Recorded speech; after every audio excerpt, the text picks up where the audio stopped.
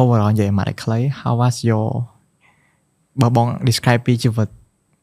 your life ពី year 1មកដល់ year 2 as a CADC student ហ្នឹងតើបង describe មិន in short yeah. I only have one word for that ទស្សនាអ្នកស្វាគមន៍មកកាន់ CSA podcast season 1 episode 2ដោយថ្ងៃហ្នឹងគឺពួកយើងនឹងរៀងនិយាយតាក់ទងជាមួយនឹងជីវិតជាសិស្សនិស្សិតនៅក្នុង CADT ហ្មងហើយខ្ញុំជួបជាមួយនឹងខ្ញុំដដែលជាខ្ញុំឈ្មោះជាតិជា moderator ហើយក៏យើងមាន guest speaker ថ្មីម្នាក់ទៀតដែរដែលអ្នកនេះក៏ស្គាល់គាត់ដែរអញ្ចឹងកុំឲ្យខាតពេលយូរសំទោសទៅជួបគាត់ដូចតទៅសួស្ដីបង Okay so starting from the point that ខ្ញុំដូចស្គាល់បងយូរដែរប៉ុន្តែខ្លាច guest speaker មួយចំនួនគាត់អត់ស្គាល់អញ្ចឹងguest speaker sorry ខ្លាច audience មួយចំនួនគាត់អត់បានស្គាល់អញ្ចឹងបងអាចណែនាំខ្លួនតិចបានអត់មកអូខេអូនអញ្ចឹងសួស្ដីអ្នកទាំងអស់គ្នាខ្ញុំឈ្មោះធីតាហើយបច្ចុប្បន្ននេះជាសិស្ស CADT រៀនជំនាញ Digital Business ឆ្នាំទី4 អូខេអញ្ចឹង senior គេឆ្នាំនេះបងធំ Alright so starting from កន្លែងដំបូងមកទៅមិនបានបងស្គាល់ CADT បាននិយាយទៅ CADT ដូច plot twist របស់បងអញ្ចឹងណាពីទូចមកបងចូលចិត្តពេទ្យទេចង់រៀនពេទ្យហើយប៉ុន្តែទៅពេលយូរទៅគិតថាពេទ្យហ្នឹងមិនជាអីដែលបងចង់ធ្វើគិតថាបងគួរតែរៀនជំនាញអីផ្សេងអញ្ចឹងទៅដោយសារតែយើងមើលខ្លួនឯងបន្ថែមទៀតអញ្ចឹងណាអញ្ចឹងទៅដំបូងក៏បងស្គាល់ CADT ដែរCADT ហ្នឹងបងស្គាល់តាមមិត្តភ័ក្តិដោយសារគាត់មកដាក់ពាក្យប្រឡងនៅហ្នឹងអញ្ចឹងទៅក៏ហៅគ្នាមកប្រឡងហើយក៏ប្រឡងជាប់រៀននៅ CADT មួយគ្នាមកហ្មងជាប់ទាំងមិត្តភ័ក្តិមួយទៀត join coincidence មកមួយពួកម៉ាក់ខ្ញុំហ្មងអូខេតែដំបូងឡើយមកដល់ធម្មតាយើងសិស្សយើងអ្នកមកដាក់ពាក្យប្រឡងយើងតែតែគាត់ថាអូសាលាមិនដែរអញ្ចឹង what about your perspective ថាមកដំបូងមិនដែរមានអារម្មណ៍ថាអូចង់រៀននៅហ្នឹងទៀតអត់ឬក៏មិនគាត់ថាចង់ដាក់អាហារក៏ហើយ just go away ទៅរៀន FCA or somethingនិយាយទៅដំបូងក៏បងអត់ដឹងថានៅ CADT មានជំនាញអីគេខ្លះដែរគាត់តែដឹងថា CADT គឺជាសាលាមួយដែលបរៀនពាក់ព័ន្ធជាមួយនឹងផ្នែក digital អីចឹងហើយក៏ពេលហ្នឹងបងមកសាលានិយាយទៅដាក់ពាក្យ online ហីបិណ្ឌមកសាលាមើលថាជំនាញអីដែលយើងចង់រៀនពិតប្រាកដអីចឹងណា and then ពេលមកដល់សាលា first impression ដំបូងហ្នឹងគឺវាខុសពីសាកលផ្សេងទៀតដោយសារតែនៅក្នុង CADT មានសួនច្បារនៅមុខកង់ទីនហ្នឹងហើយមានអារម្មណ៍ថាមកដល់វាrefreshing ហើយវាដូចអត់ស្មុគស្មាញទេមានអារម្មណ៍ថា solid clean យើងនិយាយសួស្ដីទៅពេលហើយក៏បន្ទាប់ពីស្ដាប់បងពន្យល់ពីជំនាញមួយហ្នឹងហើយក៏ឃើញថាជំនាញ digital business ហ្នឹងជាជំនាញមួយដែលបងគាត់ថាខ្លួនឯងអាចរៀនបានដោយសារតែបន្ទាប់ពីពេទ្យហ្នឹងបងចាប់អារម្មណ៍ខាងផ្នែក business ដែរប៉ុន្តែបើយើងរៀន business ធម្មតាគាត់ថាវាធម្មតាពេកអញ្ចឹងយើងរៀន digital business ទៅវាប្លែកហើយបងធ្លាប់ពេលហ្នឹងដូចជាមើលវីដេអូមួយតាម Facebook ធ្លាប់ឃើញគេនិយាយតម្រូវការទីផ្សាររបស់ digital marketing អីចឹងណាតែពេលបងមើលបងពន្យល់ទៅថា digital business ហ្នឹងវាពាក់ព័ន្ធមួយ digital marketing អីដែរអញ្ចឹងក៏សម្រាប់ចិត្តរៀនជំនាញហ្នឹងហ្មង so coincidentally មកមួយពួកម៉ាក់ចេញមួយពួកម៉ាក់ក៏ចូលរៀនជាប់ទៅចូលរៀនយកមកអូខេ how was your freshman year start ព្រោះដោយសារតែខ្ញុំមានមួយបែបរបស់ខ្ញុំអញ្ចឹងទៅប៉ុន្តែបងឯង Gen 9 Gen នៅហើយ Gen ហ្នឹងគឺសំដៅទៅលើ generation ពួកខ្ញុំជា generation 10គេឬក៏ចំនួនទី10គាត់គឺជាចំនួន generation 9ចំនួនទី9អញ្ចឹងខ្ញុំ generation 10 Gen 10ហ្នឹងគឺ perspective ខ្ញុំផ្សេង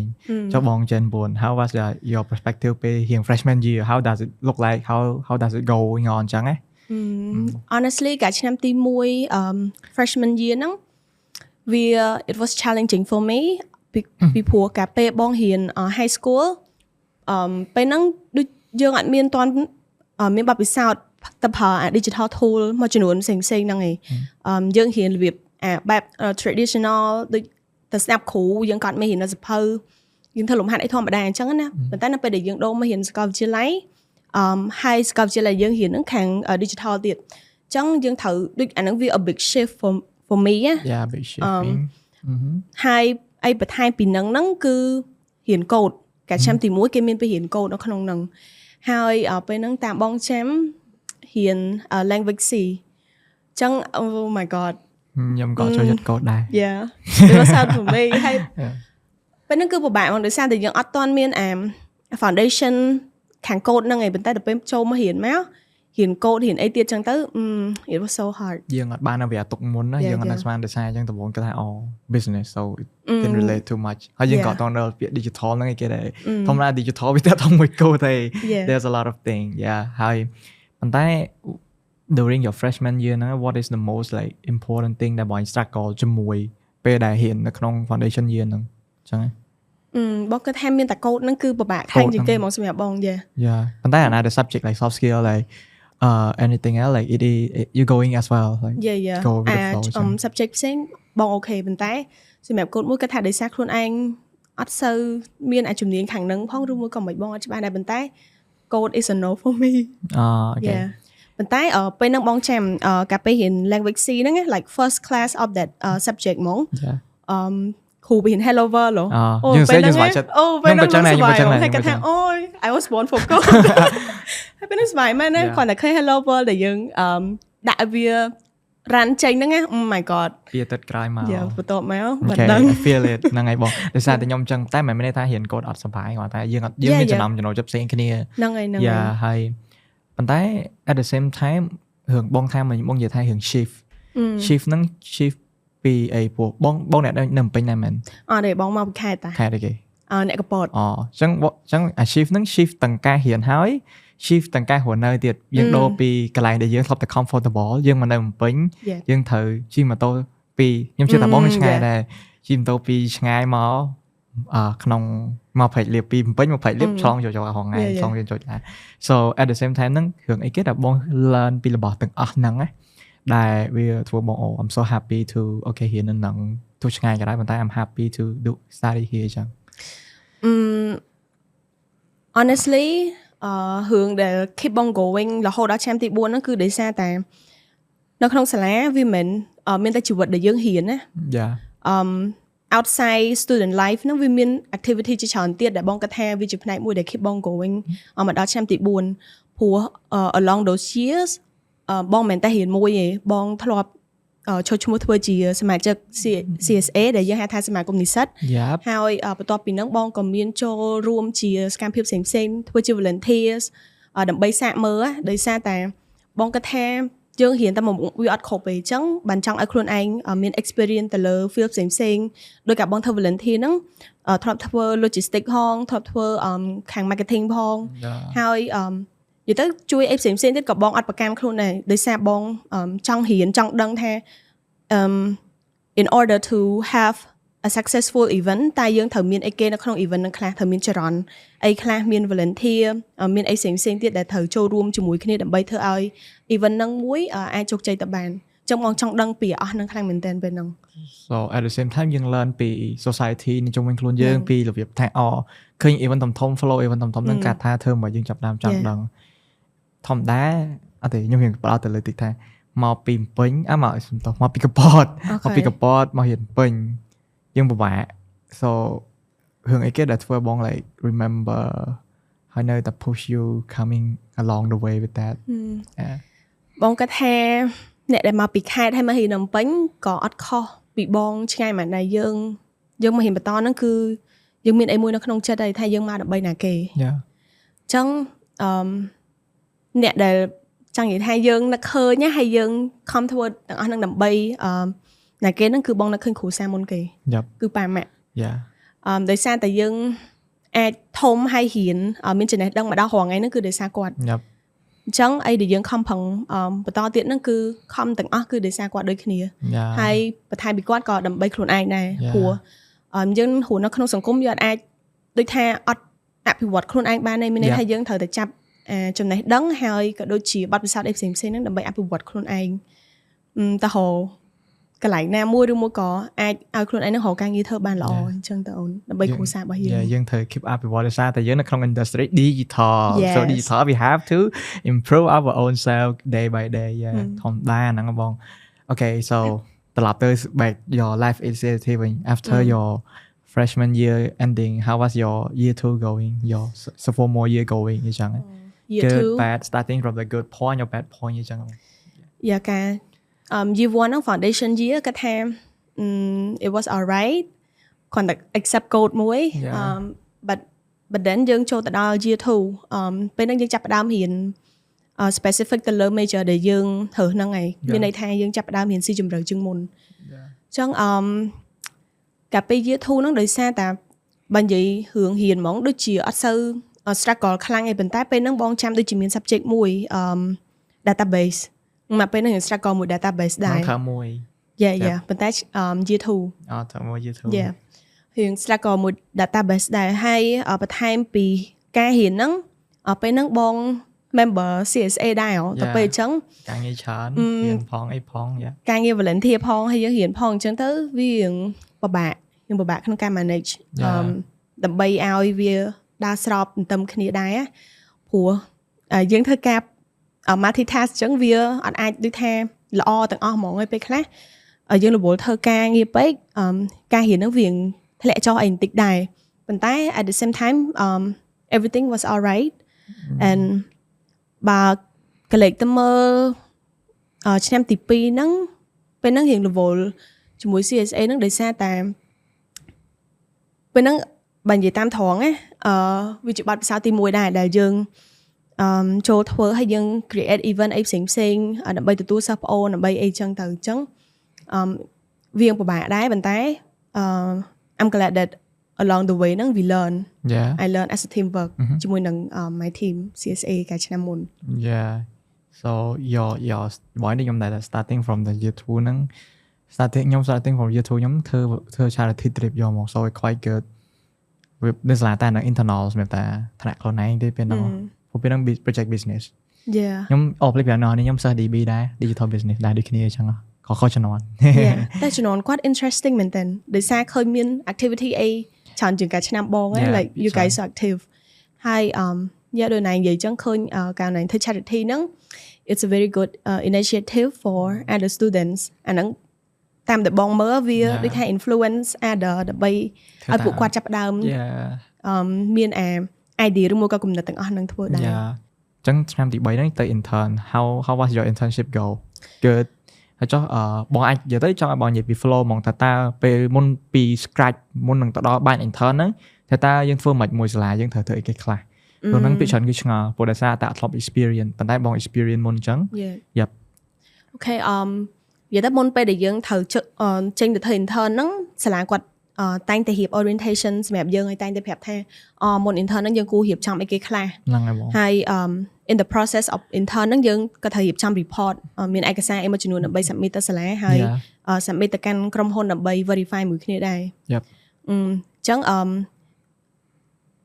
overall នៅក្នុង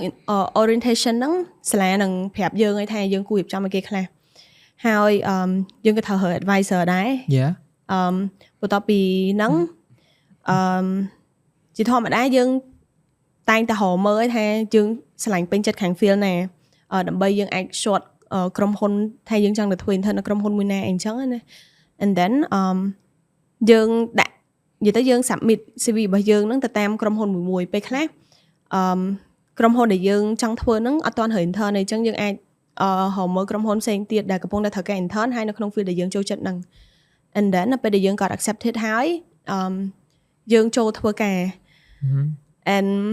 ពេលយើងចូលធ្វើការហ្នឹងជីវិតយើងវាមិនមែនដូចនៅរៀនទៀតទេresponsibility យើងហ្នឹងវាឡើងវា it's another level ក្រៅពីរៀន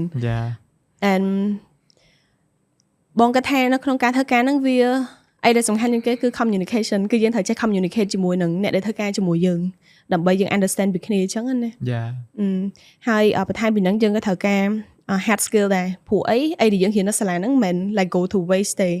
សាលាដែលរៀបចំឲ្យយើងរៀនហ្នឹងគឺមានន័យថាវា relate ជាមួយនឹង internship ដែលយើងនឹងធ្វើអីចឹង ក្នុង field ហ្នឹងអញ្ចឹងយើងអាចយកដែលយើងរៀនពីមុនហ្នឹងយកទៅ apply នៅក្នុង internship របស់យើងបានគាត់ថាកាលពេលយើងរៀនហ្នឹងវាយើងតែងតែមានអារម្មណ៍ថារៀនរហូតមានតែ theory ចឹងមិនpractical real practical ហ្នឹងមិនអត់ទាន់មានអញ្ចឹងតែពេលយើងចូល intern ហ្មងបានយើងដឹងថាអាហ្នឹងវាយកមកប្រើអញ្ចឹងយើង reflect មកវិញ Okay good បង thank you for your guide on that ប៉ុន្តែចង់សួរមួយទៀតថាបើវាថាពេលដែលយើង intern ខ្ញុំជឿថាអ្នកខ្លះគាត់រៀងនេះតាមកន្លែងត្រូវកន្លែងខ្លះគេត្រូវការអានេះហៅថា ID card ឬក៏តាមកន្លែងអ្នកខ្លះដូចខ្ញុំមានតែ passport មានតែអីចឹង do we have to scare about it រឿងទាំងអស់ហ្នឹង អត់បងគិតថាហ្នឹងវាតាមក្រុមហ៊ុនមួយក្រុមហ៊ុនខ្លះក៏អត់ strict ទៅយកដាក់ ID យកអីច្រើនពេកដែរ គាត់តែការ CV ទៅ and then done yeah CV interview and then អាហ្នឹងវាតាម procedure ក្រុមហ៊ុនមួយដែរបើគេត្រូវការអាហ្នឹង we have to submit វាតាមក្រុមហ៊ុនវា flexible តាមហ្នឹងចុះបងដាក់ម៉ានកន្លែងកាលពេលហ្នឹងបង honestly ដាក់បានច្រើនមែនទេដោយសារតែយើងមើលឃើញថាយើងចង់ធ្វើកន្លែងណាហើយយើងមើលឃើញតម្រូវការរបស់ក្រុមហ៊ុនដែលយើងចង់ធ្វើដែរអញ្ចឹងណា so ពេលហ្នឹងដាក់ដូចជា3ក្រុមហ៊ុនអីទេមកលឿនរបស់គេ3បានទាំង3យ៉ាសនស្កើបង for ដោយសារខ្ញុំសួរបងរឿងហ្នឹងហ៊ានឆៅដោយសារតាពាក្យច្រើនមិនថាតែអ្នកហ៊ាន DB ទេ digital business ទេ computer science networking and telecom they gonna ask it every អ្នកដែលហ៊ានថាឆ្នាំទី3ដូចគ្នាឬក៏បងជាសាស្ត្រាចារ្យទី4ហ្នឹងសួររឿងហ្នឹងដូចគ្នាថាតែ intern មិនដូចជំរឿនអញ្ចឹងភាពពិតប៉ុន្តែ overall ព្រោះដោយសារតែ scare ភ័យដោយសារតែភ័យបានតាមសួរដោយសារតែខ្លាចអត់បាននឹងគេបានតាមឆ្លាព្យាយាមសួរព្យាយាមចង់ដឹងបន្ថែមហ្នឹងនិយាយតែបងយល់ព្រោះកាពេលហ្នឹងមិនតែបងឯងមិត្តភក្តិបងអ្នកមួយបងផ្សេងទៀតfrom all of the majors ក៏ពួកគាត់ភ័យរឿងហ្នឹងដែរថាអានេះវាជាបទពិសោធន៍ទី1ចឹងវាតែងតាមានអាការភ័យការអីក្នុងខ្លួនឯងប៉ុន្តែនៅពេលដែលយើងភ័យចឹងយើងដឹងថាយើងសួរណាគេដែរអញ្ចឹងព្រោះមានសិស្សបងដែលគាត់ចិត្តល្អនិយាយទៅគាត់ very open minded and គាត់ willing to ប្រាប់យើងហ្មងថាយើងគួរត្រៀមខ្លួនមិនយើងគួរធ្វើអីខ្លះដោយសារតែពួកគាត់ធ្លាប់ឆ្លងកាត់មុនយើងអញ្ចឹងគាត់ដឹងហើយគាត់ប្រាប់យើងនិយាយទៅសួរគាត់ប្រាប់គាត់មានចិត្តអាក្រក់ឯងបងគាត់ចិត្តល្អមែនទេខ្ញុំគិតចឹងដែរខ្លាចយើងណាមិនហ៊ានសួរគាត់យើង intro គាត់តាខ្ញុំគិតចឹងនិយាយទៅឲ្យតែសួរគាត់ទៅគាត់ប្រាប់ឯងវាច្រើនខ្ញុំតាមសួរដូចតែគ្នាហ្នឹងបងការហ៊ាន CS សួរអ្នក CF ពេលឥឡូវហ៊ាន DB តាមសួរបងឯងពួកម៉ាក់បងឯងមកកណោទៀត I think it's simple right all right so back to the topic វិញបង overall ហ្មង how overall និយាយមកតែខ្លី how was your បើបង describe ពីជីវិតyour life ពី year 1មកដល់ year 2 as a CADC student ហ្នឹងតើបង describe មិន in short I only have one word for that I'm grateful why because បងគិតថាមករៀន CADT ហ្នឹងណាបងមិនគ្រាន់តែជាមនុស្សម្នាក់ដែល adapt ខ្លួនឯងនៅក្នុងdigital field ទេប៉ុន្តែ along the way ហ្នឹងបង gain a lot of things experience in volunteers teamwork friends everything like everything បើបងអត់មករៀន CADT បងក៏អត់បានស្គាល់មិត្តភក្តិបងដែលបងមានរាល់ថ្ងៃហ្នឹងដែរពួកគាត់សិតតែជាមនុស្សល្អ alright បងចង់ចែកម្លែកបទពិសោធន៍មួយកាលពេលបងទៅបញ្ចប់ high school ហើយមករៀននៅពេញហ្នឹងពេលហ្នឹងបងភ័យដោយសារតែកាលពេលយើងរៀន high school ហ្នឹងយើងមានមិត្តភក្តិយើងថាយើងមាន comfortable zone យើងមាន comfort zone យើងមាន like place ហ្នឹងហើយមិត្តភក្តិនៅ high school របស់យើងហ្នឹងយើងស្គាល់គ្នាយូរហើយយើងដឹងចិត្តដឹងអីគ្នាអញ្ចឹងណាហើយដល់ពេលសុកយើងចាប់ high school មកនៃប៉ក់មកហើយចាប់ដើមភ័យទៅរៀនសាកលវិទ្យាល័យទៅរៀន university មានមិត្តភក្តិអត់ពេលហ្នឹងភ័យហ្មងខ្លាចខ្លួនឯងមានមិត្តភក្តិហើយគិតថាខ្លាចជួបមនុស្សអត់ល្អខ្លាចជួបមនុស្សអាក្រក់ដោយសារតែយើងឃើញថានៅក្នុងសង្គមយើងវាមិនមែនមានមនុស្សល្អទាំងអស់ហើយក៏មិនមានមនុស្សអាក្រក់ទាំងអស់ដែរប៉ុន្តែពេលហ្នឹងភ័យរឿងថាខ្លួនឯងជួបមនុស្សអាក្រក់បងអញ្ចឹងទៅចេះតែគិតភ័យនេះភ័យនោះគ្រប់មុខតែពេលបានមករៀនទៅបានជួបមិត្តភក្តិជួបអីមនុស្សជុំវិញខ្លួនសិតតែមនុស្សល្អអញ្ចឹងក៏ I'm so grateful for everything គ្រាន់តែដូចគេនិយាយថាគ្រាន់តែចាប់បាក់ដប់ mental ហ្នឹងវា break up break down ហ្មងហ្នឹងហើយ alright so មិនចាប់បងមានពាក្យអីជូនទៅដល់អ្នកដែលជំនាន់ក្រោយដូចជំនាន់ខ្ញុំជំនាន់10 11 12ឬក៏តក្រោយទៀតដែលមករៀនពេលបង graduate ទៅអូខេចឹងដំបូងសូមផ្ដែផ្ដាំទៅអូនជំនាន់10 11អូខេដោយសារឥឡូវហ្នឹងយើងសពអូនបងនឹងនៅសពពីជំនាន់ទៀតទេអញ្ចឹងenjoy the uni life as much as possible ព្រោះអីនៅពេលដែលយើងចេញទៅធ្វើការទៅបើយើងថាមានតែពេលរៀនហ្នឹងឯងដែលយើងអាច enjoy បានជាងពេលធ្វើការហើយយើងមានពេលចំណាយពេលជាមួយមិត្តភ័ក្តិធ្វើអីដែលយើងចង់ធ្វើអីដែលយើងស្រឡាញ់បាននៅពេលដែលយើងធ្វើការទៅវាអត់សូវមានពេលសម្រាប់យើងទៅធ្វើរឿងទាំងអស់ហ្នឹងទៀតទេអញ្ចឹងបើខ្លួនឯងចាប់អារម្មណ៍អីចង់ធ្វើអីគឺធ្វើទៅ do it just do it ប៉ុន្តែសម្រាប់បងប្អូនថ្មីដែលអាចនឹងចូលរៀននៅ CADT ឬមួយក៏សាកលវិទ្យាល័យផ្សេងៗទៅក៏ដោយសម្រាប់អ្នកដែលទៅចាប់ទី12ហើយហ្នឹងអីដែលបងចង់ប្រាប់គឺកុំភ័យពេករឿងដែលអត់តាន់កើតយើងមិនបាច់គិតច្រើនពេកទេមួយហើយចាំមានរឿងកើតឡើងហ្នឹងចាំយើងព្យាយាមដោះស្រាយទៅព្រោះអីរឿងដែលយើងគិតហ្នឹងពេលខ្លះវាអត់អាចកើតឡើងទេឬមួយក៏វាអត់កើតឡើងផងទៅការពិតទៅអីដែលយើងគិតហ្នឹងហើយអញ្ចឹងenjoy មួយហើយស្វែងរកអីដែលខ្លួនឯងស្រឡាញ់ហើយ just do it okay បង so thank you for your advice and your advice and your experience sharing in this podcast អញ្ចឹងសរុបមកវិញគឺអ្នកនេះ podcast នេះគឺពួកយើងស្ដាប់ទៅរៀង brotic ប៉ុន្តែពួកយើងរៀងនិយាយតាក់ទងមួយរឿងសំខាន់មួយចំនួនដូចជាការ internship ក្នុងនាមសម្រាប់សិស្សនៅក្នុង CADT ផ្ទាល់ហ្មងគឺអ្នករៀននៅ CADT គាត់ដឹងថា internship ពេលណាអញ្ចឹងគឺយើងនិយាយពីរឿងនឹងគួរសមពីជីវិតជាសិស្ស CADT តាំងខ្ញុំសួរគាត់ដូចជំរឿនអញ្ចឹងមែនតើពីឆ្នាំទី1ទី2ទី3ទី4អញ្ចឹង at the same ហើយ also like some of like ជីវិត between តាពេលដែលមករៀនពីកន្លែងយើងនៅ comfort យើងស្រុកយើងហ្នឹងមកបំពេញពិបាកមិនខ្ញុំជឿថាមនុស្សបន្តិចឯជានិស្សិតគឺជួបរឿងដូចបងអញ្ចឹងមកអត់តិចគឺមកកណោដូចតែគ្នាទេអញ្ចឹងសង្ឃឹមថាអ្នកទាំងអស់គ្នាអាចនឹង learn ក៏ដូចជាបានយល់ឬក៏ជា space មួយដែលអាចឲ្យអ្នក feel ថាអ្នក you not alone ហ្នឹងហើយអីដែលខ្ញុំចង់ឲ្យអ្នកនេះយល់ពីអីដែល podcast នឹងធ្វើឡើងនៅ episode នេះគឺអញ្ចឹងហើយអញ្ចឹងខ្ញុំតែមានប៉ុណ្ណឹងជួបគ្នា episode ក្រោយ episode 3